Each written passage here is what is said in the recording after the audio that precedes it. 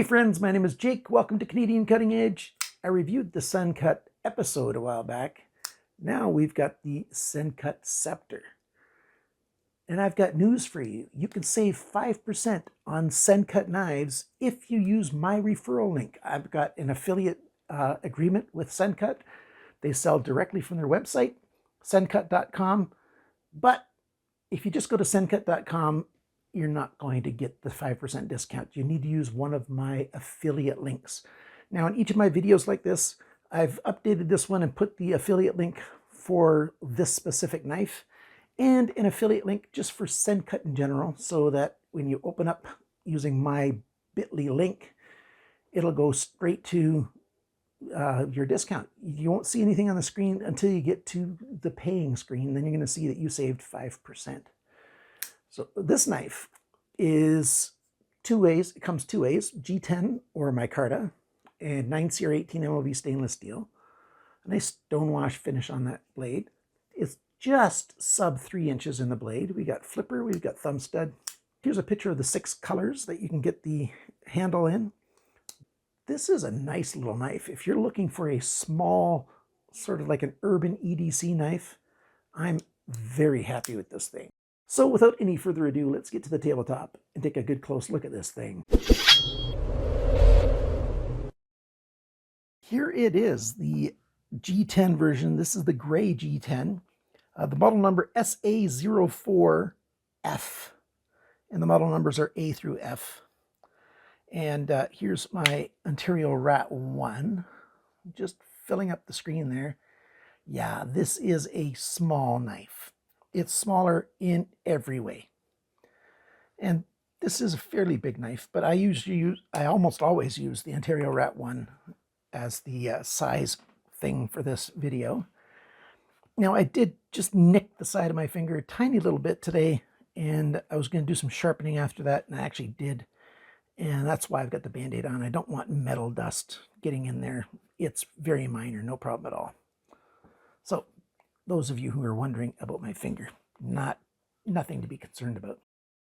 The badging on this knife is nice and small, just like Sencut likes to do, although it's on the bevel there, which I don't like. I think they had enough room to put it on the flat there. I would prefer if it was on the flat instead of on the bevel, but it's not too terribly large, and it's not in your face, which is quite nice. On the other side, you probably can't see it at all, and I am getting my camera back really soon. But right there, just on the steel, just above the micarta there, it says 9Cr18MoV. So what do we got for a blade here? We've got a drop point blade with a swedge on there, and I don't know if you can see it, but you can see the milling. It's very consistent spaced milling there. So this is CNC milled completely, which makes everything exactly right, which I'm very happy about. And then we've got the main bevel. Nice tip here for piercing. A lot of belly here. Very thin behind the grind. And we're going to go over the full measurements a little bit later on. But it didn't cut all that well.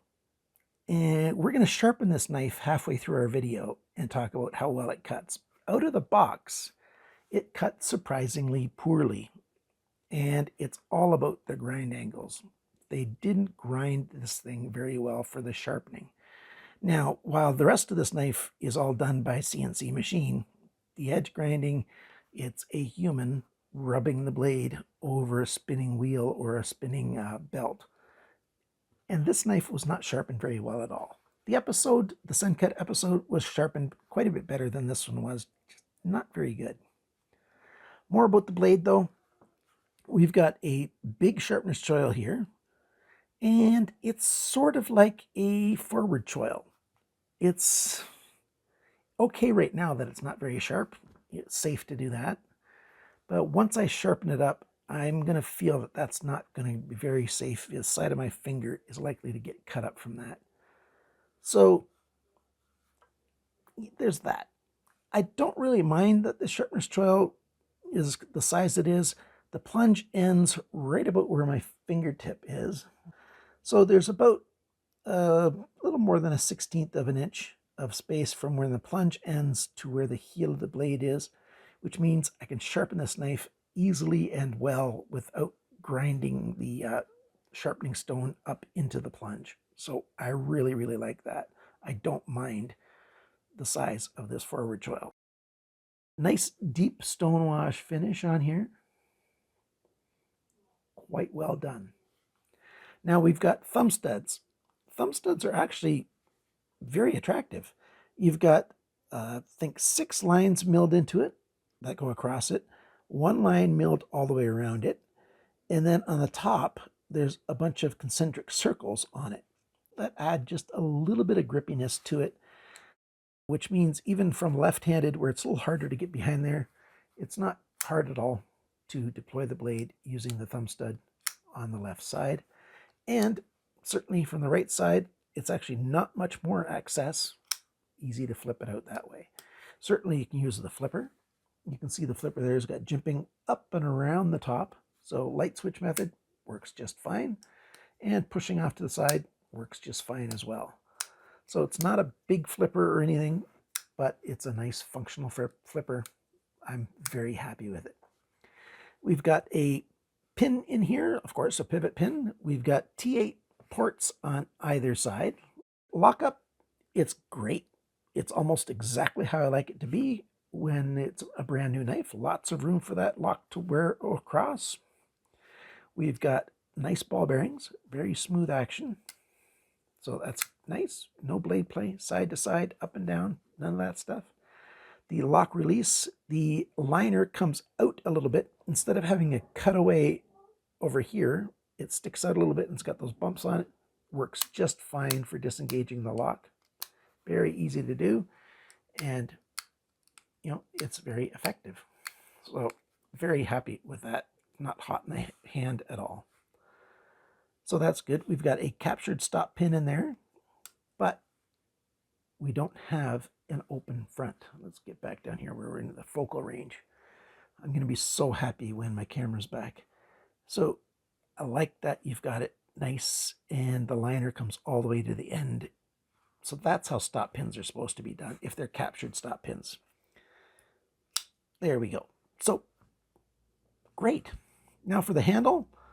The handle scales, they're a flat scale. There's nice texture on this micarta. It's a little bit fuzzy all over the place. Now it has taken on a little bit of the oils of my skin here.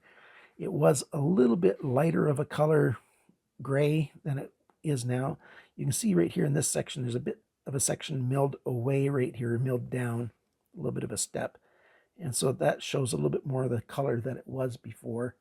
It's darkened up a little bit where my oils have been rubbing on it. So that's just the way it is. I did decide after I reviewed the Sencut episode that I'm going to be keeping every Sencut that I review.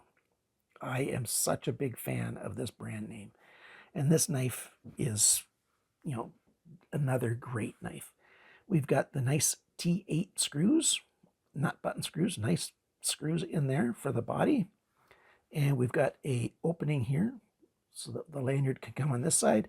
No cutout for it here, so it looks good. It just has an extra hole, so that's not bad at all. Nice lanyard hole too, by the way. And on this side, we've got the pocket clip, how it was installed on the knife. On this side, yeah, we've got T6 there on the pocket clip screws. Just be very careful with those screws that you don't strip them out. Flush screws, there's not a lot of extra space this way. There's enough space, but there's no extra space that way, really, which is very good. I wish Civivi would learn that. I did talk to some people at Sencut, and yes, they are a sub-brand from WE and Civivi, but they've got their total own teams. They use some of the same factory for making this stuff, but they're designers, they're engineers, you know, they're administrators. It's a totally separate team of people, and I like what they've done in their pocket clips with making them a little bit closer this way. If there's a tiny bit of a flatness on the top there, it's a very functional pocket clip. And look at that. It sticks out further than the knife handle does. Let's put it into a pocket and see how it looks. Climbs over, goes to the full depth, and your knife is hidden. I'm pretty close to the camera. That's why it's not focusing exactly right here, but it looks great. They could make it even a little more small this way, but thankfully it's smaller than the Civivis already.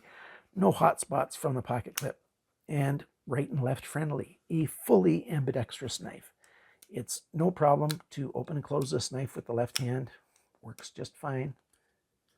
If I stop looking at the screen and start focusing on what I'm doing, it works better. But yeah, either hand works just fine, and the flipper, very, very well done. Now, I know you're curious on how it's actually built in that pivot, so let's take it apart.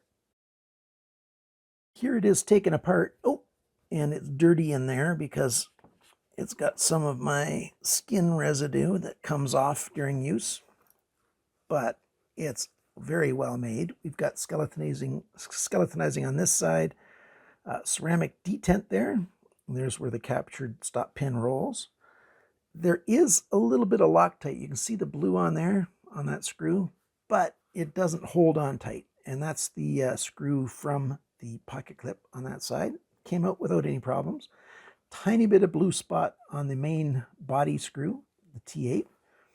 And here's the screw from the pivot screw. Now, it is free spinning, so you do need a T8 screwdriver on either side. You need 2 screwdrivers, which is why I use a small desktop vise with plastic rubbery kind of grips on the side, clamps, so it works great to be able to take a knife apart. We've got nice ceramic ball bearings, phosphor bronze cages, very well done. And now you can see the hourglass shaped body pins, which are very nicely done. And yeah, it's a well-made knife. No problems at all here. I'm very happy with everything. It's actually the next day, and got a nice new edge on there. I didn't do a polished edge, just a working edge to 20 microns on my Venev stone. That's about F400 for grit. And now it's at 50 BES. That's very sharp.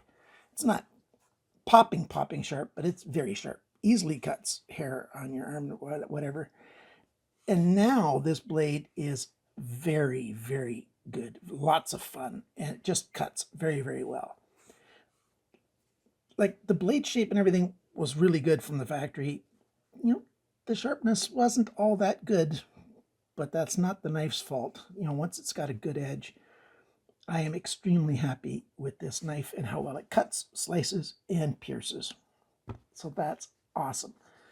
Now that it's back together, I've also lubricated it, and it works even better that way. The action's even smoother, and it's a little more smooth, shutting up, shutting down, closing up, whatever you want to call it. Shutting up. Your knife should shut up. This is 9Cr18MoV. It's usually got a Rockwell around 5960, something like that. That's a good budget stainless steel that I'm fairly happy with. And the weight of this knife, 68 grams, 2.73 inches, 2.45 ounces. So that's not bad at all. From the factory, the sharpness, I didn't say the number before, 375 BES. For the knives that I reviewed, the average is about 140. So this was not very well sharpened at the factory.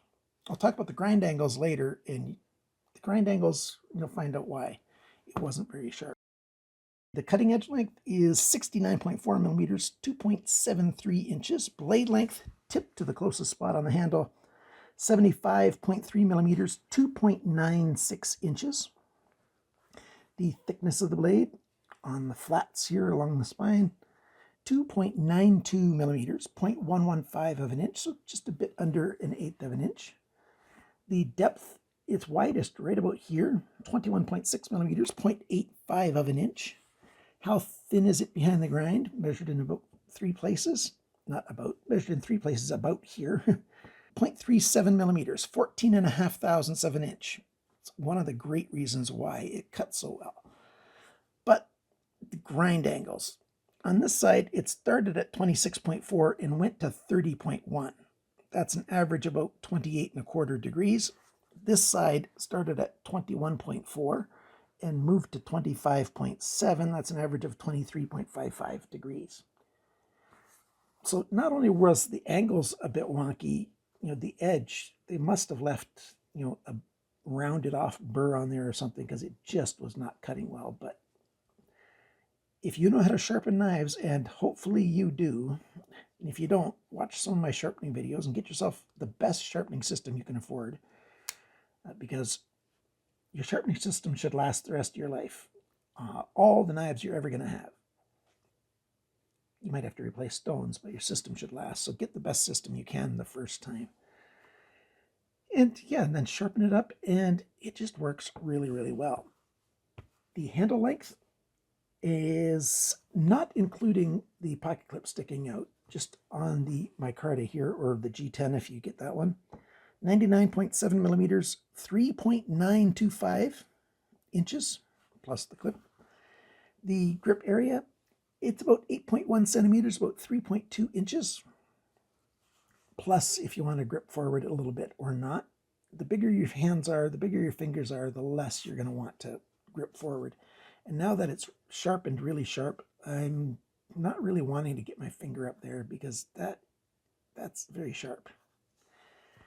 The thickness of the handle, not on the screws or anything, just on the surface of the handle scales, that is 11.15 millimeters, 0.439 of an inch.